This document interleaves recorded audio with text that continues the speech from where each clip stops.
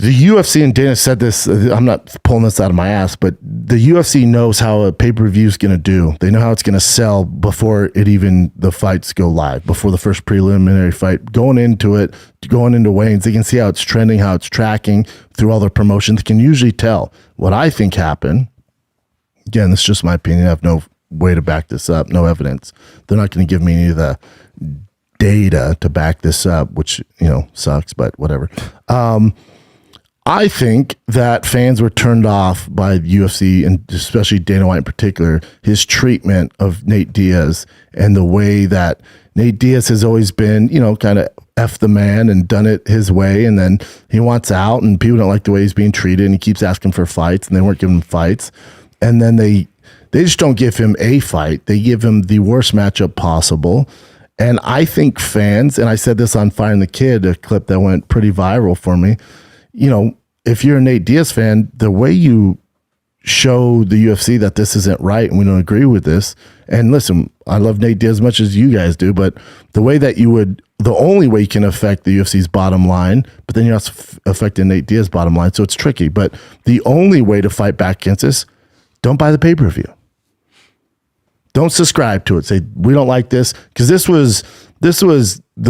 matchup, man, when it started, it was whatever, minus 1,800 Hamzat. The guy's like, it made no sense in any facet. To me, it made completely no, the pros, cons, there's so many more cons. So I think what happened, and again, the UFC knows how pay-per-view is going to do before the first fight happens Saturday night. The week of, they know how it's trending, how it's going to go. They have a pretty good idea. They don't know down to a T. Please turn off your phone. They don't know down to a T, but they do know that how it's going to be a success or not.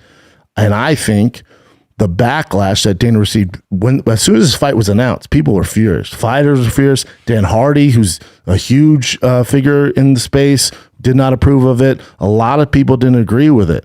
Now, of course, you're going to have your people go, you don't count Nate Diaz out. I get all that. But I think for hardcores, I'm sorry, not hardcores, for the general fan, they know Nate Diaz. Everyone knows Nate Diaz. He's famous as shit. They don't know Hamzat. But the only thing they find out from Hamzat is he's this Chechen monster he's not just a small favorite. It's going to be a slaughter. And they're like, oh, that's not right. So I think if people can assume the outcome of a fight, they went, I'm not interested in seeing Dana White once again fuck over a fighter who's put his livelihood on the line for him. And so it wasn't trending very well. It wasn't trending very well at all because you kind of knew the outcome. The UFC fucked up. They overplayed their hand. They thought the audience was dumb, and we're not dumb. The general fan is not dumb. So I think they went, I'm good on that one. I'm good on you're going to do what to Nate? Nah, fuck that, man. I don't want to see that shit. We respect Nate too much. So it wasn't trending well. So UFC went, we got to come up with something, man. We got to come up with something. What can we do?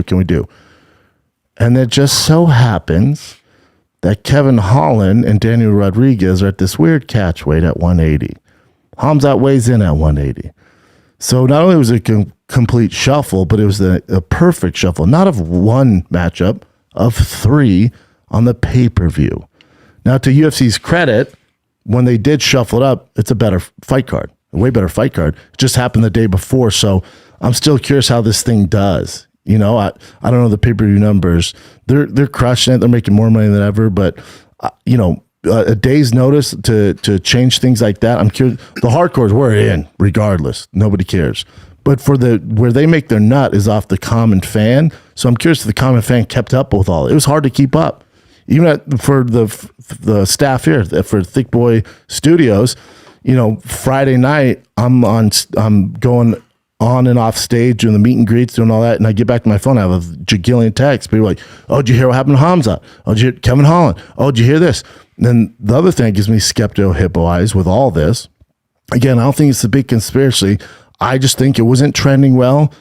They had this kind of as a plan B, right? And it was a great plan B, and they were able to pull it off if the audience weren't buying into it, which to their surprise, we didn't buy into it because we don't want to see anybody treated like Nate Diaz was being treated.